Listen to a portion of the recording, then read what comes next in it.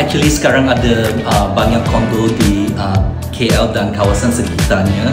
So it's okay to invest a little bit more into interior design dan barang hiasan, so that memang when customer compare unit you dengan unit yang lain, mereka akan tertarik kepada unit you. Risau juga, tapi kalau nak stand out tak boleh risau terlalu banyak lah.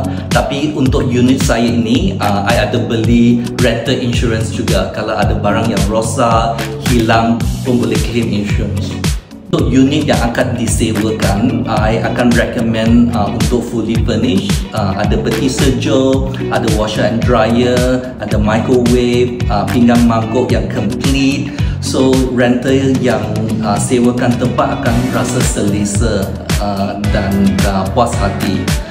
Mesti cari host atau company yang berreputasi, host yang akan menjaga unit dengan baik.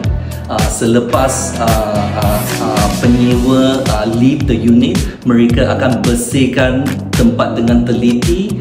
Bed sheets, pillowcase kena tukar baru, sebab kebersihan untuk penyewa adalah sangat penting.